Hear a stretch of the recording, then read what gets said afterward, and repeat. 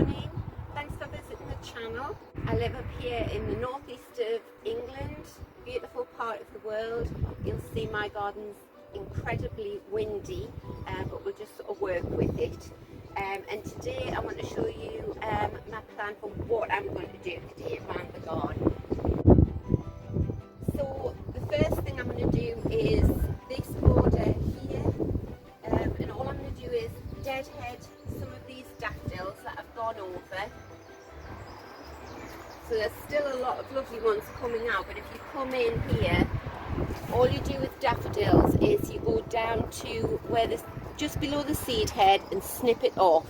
And you can do that with all of them. I'll leave that one come off. And then what you do is you leave that patch of green leaves, which is quite nice looking at the moment, and you start feeding it with tomato food, weak solution of tomato food, until the foliage dies down. And then that feeds the foliage, which in turn will feed your bulb for next year. The next thing I'm going to do is this hydrangea here.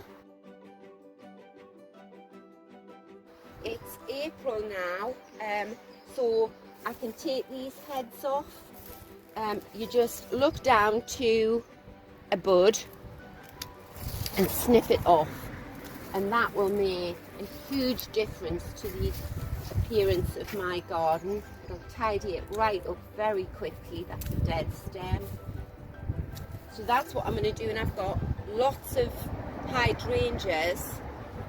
I've got lots of hydrangeas all over the garden, so I'll be doing that. And then the next thing I thought I would do, because you never know up here what's going to happen with the weather or whatever, you know, you might think you're going to do a whole border, but then you get called away. So this is our side drive where we come in here, and I always like to start there so it looks nice when I come in. So we've got some lovely begonias there, we've got beautiful primroses, wallflowers, we've got London Pride down here. These are daffs that have finished. Oh, this here, I'll come round. This here is sedum. And these are the seed heads off last year. And all I do is you cut the dead stems down, tidy up afterwards.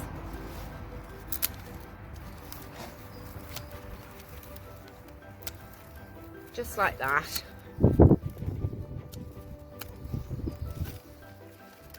And you can see that's going to look a whole lot better. This is a gorgeous lipstick pink wallflower that I grew from seed. I've got some true geraniums. They're not to be confused with pelargoniums, which are the basically indoor plants that we grow and call geraniums.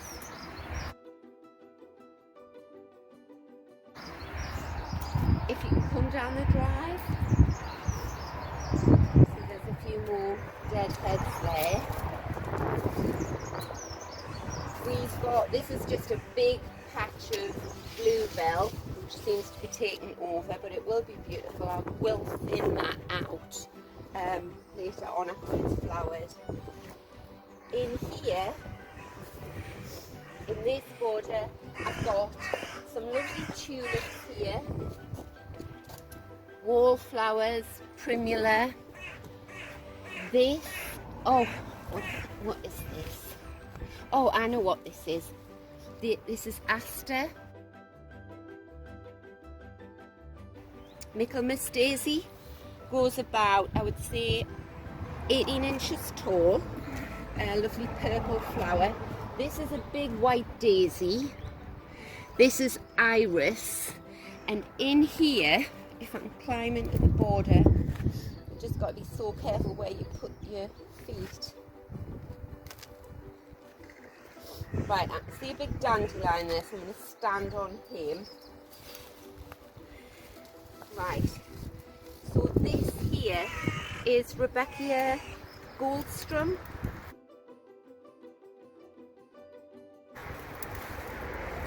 Chop his seed heads off now because he's, oh, they're just actually coming away in my hand. They've been feeding the birds over the winter, so I'll tidy that up.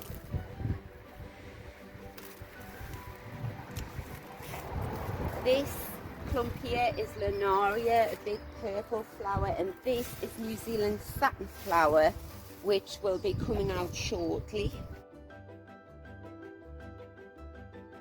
You'll see here, these are the seed heads from Honesty, and I always leave the seed heads, A, because they look gorgeous, but B, if you don't leave them, you can quite easily dig it out, so that hasn't started coming up yet. So I'd show you these. Isn't that a gorgeous colour, that tulip, and the snake's head fritillary there, and hyacinths. This hyacinth is looking a bit dirty because I'm carrying out an experiment with this hydrangea. It's pink, and I read that if you put coffee grounds on it regularly for months, it will turn it more purpley. So all that patch in there is coffee grounds, and we'll see when this flowers if that's where I've been putting those coffee grounds on every morning since about last September. Right, what have we got in here? I know I've got a big Sarah Bernhardt peony in there. This is a beautiful hellebore that's just about finished now. I've got Hydrangea Annabelle with so I've got him in there. I've also got, what have we got at the back? We've got Michaelmas Daisy and Veronicastum album and lots of foxgloves in this garden. These are gorgeous white daffs that are starting to open out here, aren't they beautiful? And what I do is I'm constantly scanning the garden throughout the year for gaps where there's no colour. So I find that whatever I plant in this area has to be really hardy, because the birds feed here, and also I have a pheasant who loves to come along and he pecks any new plant that I put in that area. He eats. So I thought, right, fettle you, I'll put it in a tub, and then you can, when they're finished, you just move that tub away and you can replace it with something else. So we've got a peony here, a beautiful white hellebore, Lunaria. This is one of my favourite plants. These are the seed heads, and it's Monarda, and again it's a deep lipstick pink. They look a bit, I don't know whether anybody is familiar with the children's programme Fraggle Rock, and it looks, that's what I call it, the Fraggle Rock plant. It reminds me of that. Lovely. So I'll deadhead, well, I'll cut down the stems of that. The smell here is gorgeous of these hyacinths. And all the hyacinths in the garden are years old, and they're ones that are sort of grown indoors. You know, you buy forced ones, prepared ones that flower at Christmas, and then you just plant them in your garden and they come up all over. This is flock. Again, you just cut these, I mean, they just snap off in your hand. That's a lovely clump of flock there. We've got London Pride in here. We've got this, which is Geranium Fame. I love the leaf, but it gets a tall, almost like deep purple flower on it, which doesn't show up in my shady garden. So what I'm going to do is I'm going to, unlike other geraniums, this can grow in shade, and I'm going to dig all of the geranium fame out and put them in tubs and put them in my little shady courtyard area. This looks like a gorgeous tulip about to open up there. We've got a lovely big peony coming up here. This is New Zealand satin flower, and this is just, I tend to put old branches in the garden act as plant supports, because behind that is a massive lump of Cosmea lucifer, and if you don't support it, it falls right forward. It grows about I would say 4 foot tall, and it flops forward and covers everything else in the garden. That's a delphinium over there. This is a beautiful rose, and I'm going to dig him out and put him somewhere else, because you can imagine this whole border just sort of balloons and spills forward, and this rose gets covered up. So I'm going to dig him out, but not today. I've got penstemon in here. I've got another big clump of flock. I've got Shasta daisy. Beautiful, can run a bit wild. I'm delighted with this. This is a clematis, which I cut back hard about a month ago, and he grows all the way around my water butt here. I've got my little handy supports there ready, and then he climbs all the way up this rather ugly drain pipe here, so I just get a big frothy massive greenery here. Right, this is definitely on my to-do list. So in this hedge up here, I have the most beautiful old-fashioned climbing rose, and it has a beautiful perfume. Because we're south-facing this way, all the roses, all the plants want to go that way, so it spills over the hedge, and anyone walking past can just smell it. It's gorgeous. So this has come loose, but look at that, so healthy. So I'm going to tie that in today. Here, this clump here is called goldenrod, and you can see how tall the flowers grow. Now I kid you not, last autumn this whole border from here right down to just past where the roses broken free here was full of goldenrod. It had just taken over completely. So it sort of grows under the soil, quite shallow on runners. I pulled it all out of here, left this clump because I do like it, it's pretty, and in the clump I found this beautiful delphinium growing, so I left that, but everything else on this pot I planted last autumn, so I can see I've got some flock here. I planted this rose, which I'm going to prune back a bit harder.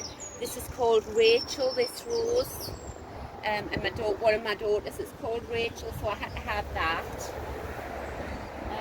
This plant here, I don't know what it's called. We call it 12 apostles. It gets, well, you can see how tall it grows, and it gets yellow flowers all up a stem, a bit like a verbascum.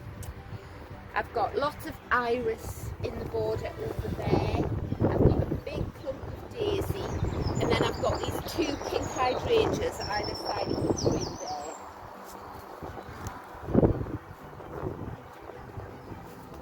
And down here, I planted this last year. This is a miscanthus, a grass, and it gets a sort of mauve coloured feathery plumage on the top. Getting back to the jobs I'm going to do today, you can see in this border, very bedraggled, all this brown stuff here,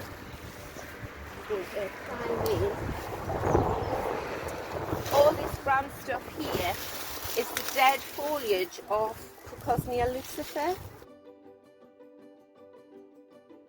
All you do there is you grab it and pull it. That's how easy that comes out.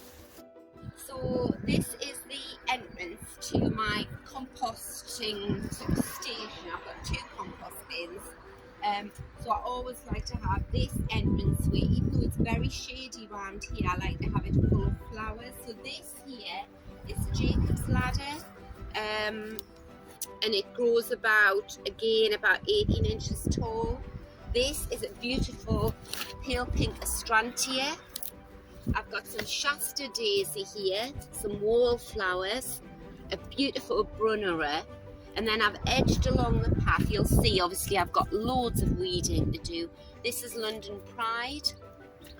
What else have I got? Look at these beautiful snake's head here. Got Muscari. This blade here is Monbretia. Grows like a weed in most people's garden. It's lovely. Really hard working plant with an orange flower. What have I got? Oh, this is a lovely pulmonaria. I remember transplanting him. He loves the shade and moist soil, and you can see how wet the soil is here. If you've got any moss like that, you probably know you've got a shady, moist area, so that pulmonaria is going to be fantastic there. Got a clump of honesty over here. You can see at the back there, I've got a really dark hellebore there. He's gorgeous. And then this clump here is fern. And what you do is you just cut the fern back to, you find the crown where he's come. Oh look, he's started to grow already. That is the fern starting to grow, so you've got to be very careful cutting them back. You would normally, well, I was going to say you'd normally do it sooner. Up here in the northeast of England, there's another, look at all these coming up here.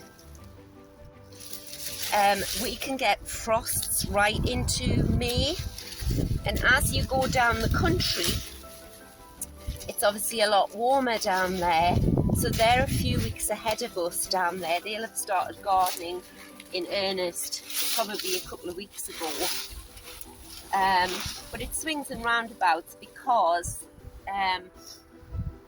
although our gardens up here have to work harder against sort of the sea air and everything, there might be, well, they are slower to get going, the gardens, but then they last so much longer at the end of the year. So you can see I've got a big patch of honesty there. Now this rhododendron here is spectacular.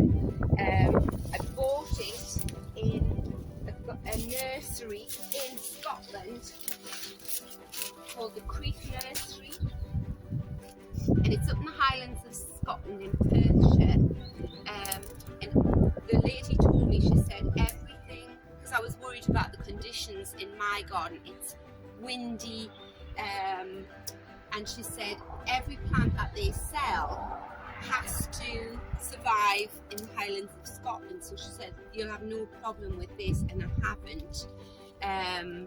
So these are the buds coming out. You see it's full of buds there. And what happens is I bought it because it's yellow, and the first time it flowered, the buds all started to open red, and I thought, oh, they've sold me the wrong plant. Because obviously when you're buying plants in nurseries in January, February, you're basically spending a lot of money on what looks like a few twigs in a pot of earth. That is what the buds open like. See how red they are? And what happens is they open up and they've got a red outer petal case and bright yellow in the middle. You must come back into my channel and see it in full bloom. It's spectacular. And I'm saying it's no bother. The first year I bought it, and it was only sort of say a metre tall in a pot, it flowered, and then 2 years after that I got no flowers. Now I know it's under a huge cherry tree, but I thought, well, the growing forest, why isn't it flowering? I went down one year to Gardeners World Birmingham, and Monty Don was there, and he was doing a question and answer session with, I forget his name, it's the gentleman who introduces the Chelsea Flower Show, and they were lovely, and I asked them why my rhododendron wasn't flowering, and they said that it was probably because I hadn't given it enough water in July and August. And that is when a rhododendron will set its buds for the following year. So I just make sure that at the height of summer then I'm soaking the ground here around the rhododendrons. This one here is bright red. So in this area here needs a good tidy up. Big white patch of daisies here, which I find works really well. Once this canopy comes out on the tree, it's really very dark and shady under here, so white daisies show up really well. I've got loads of tulips and iris that come up along the front here.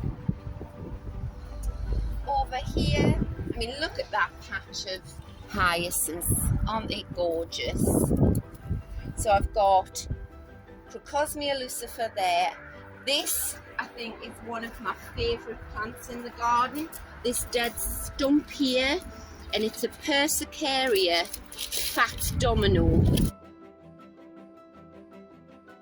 And he grows right up here with a deep, deep red flower. He's lovely. So I've got iris, I've got nepeta, I've got wild geranium. This is that 12 Apostles, the yellow flower. At the back there I've got more daisy, and we put this trellis up yesterday. I'm going to grow a pink climbing rose up there, I think it's called the Fairy, and a passion flower. I'm very excited about this rose. My late father, his party piece was always to sing the Wild Rover, and when I was down at Harrogate Flower Show last year, I saw this rose, and you can grow it as just a normal standard rose, or you can climb it up, and it's called the Wild Rover. So I've just planted that last year. I will be pruning that back. In that corner over there, I've planted from seed. I've planted Veronicastum alba, which grows, that must grow 4 foot tall, and it hides all that rather ugly brickwork there.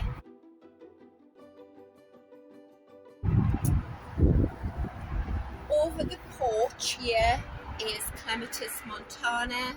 Again, please come back and to my channel, and I'll take a video and show you it in full flower.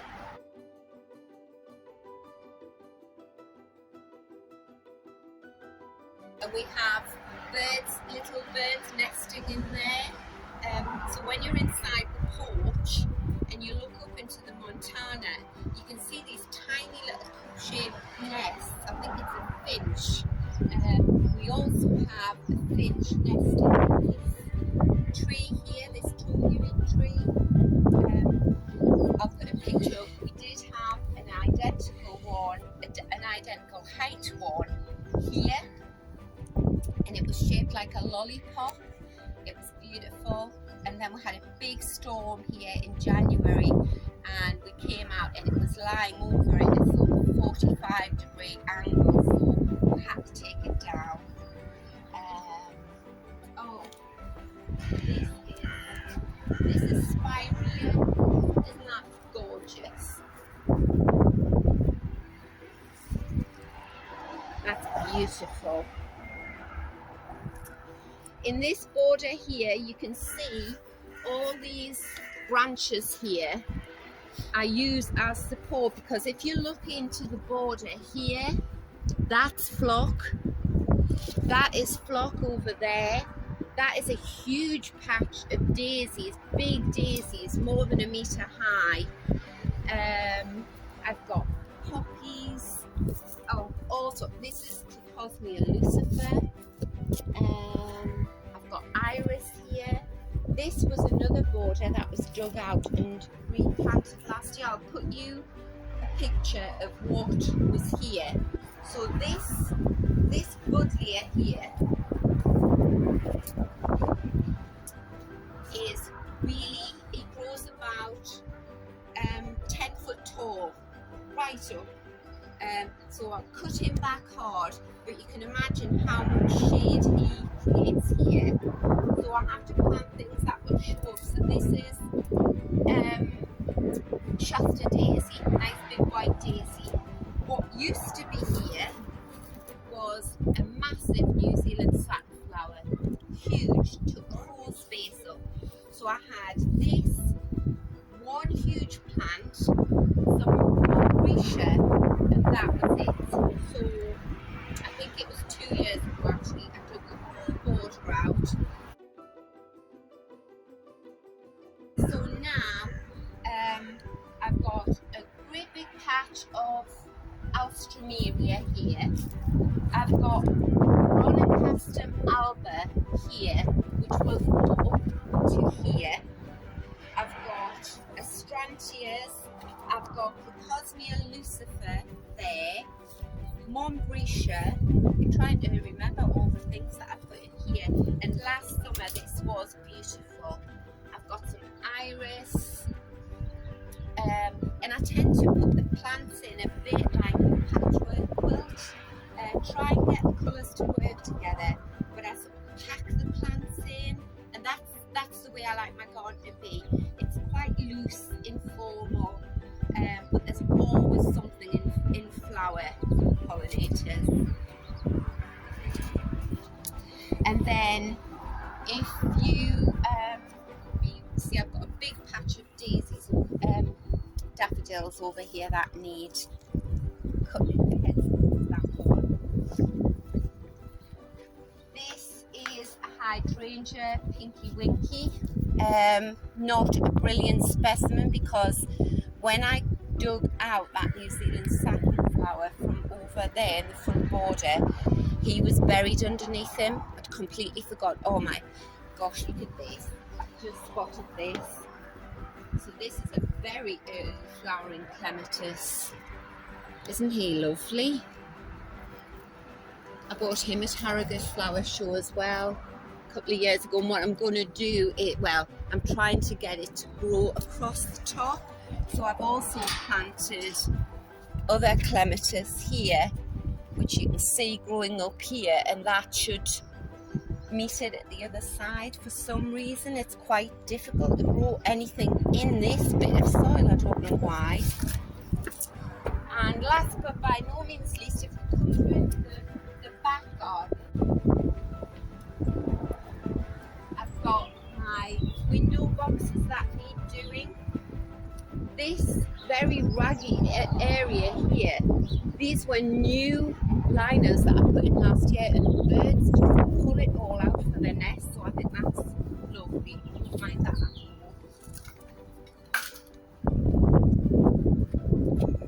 all. This is a whole video in itself.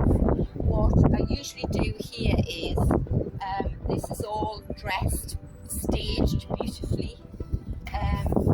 But this year I had an epiphany, and in this area I've borrowed all of the plants from the front of the garage and round the garden to dress this area.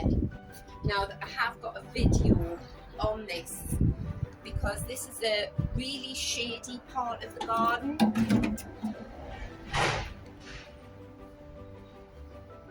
And it's absolutely beautiful because it's full of ferns and hostas and everything. So all these big tubs, if you can have a look in,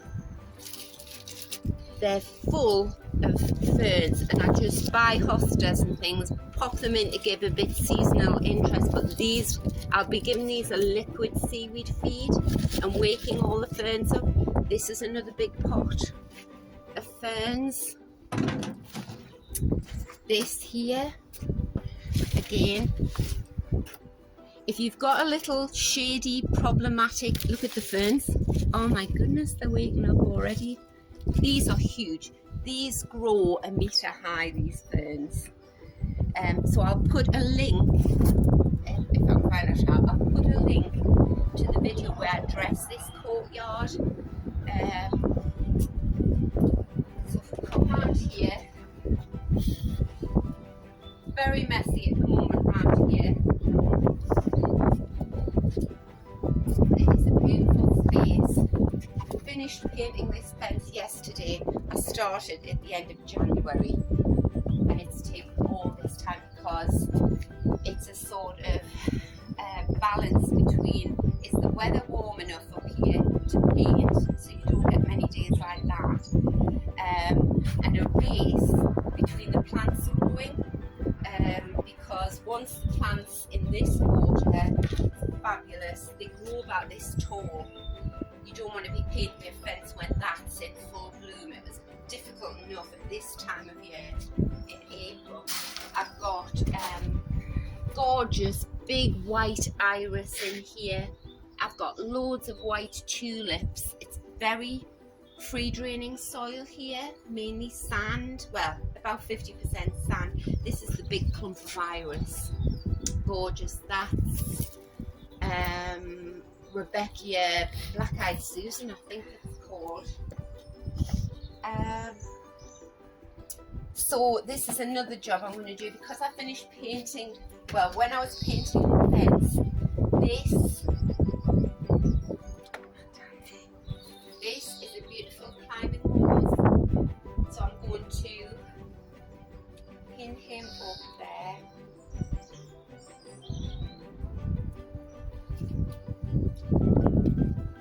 Very properly. Right, I'm frightened in case I snap him, so I'll do him later. Oh, right. So I'll pin him up there. This is a gorgeous acer. I have lots of acers in that shady area. I mind the paint buckets here.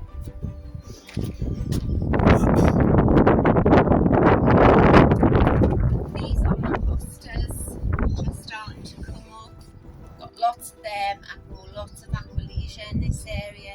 So yes, just getting back to that area outside the garage, all these, once the ferns have started to grow, I'll start moving all these plants back out from the garage, and it's really quite pretty there as well. So I don't think there's anything else.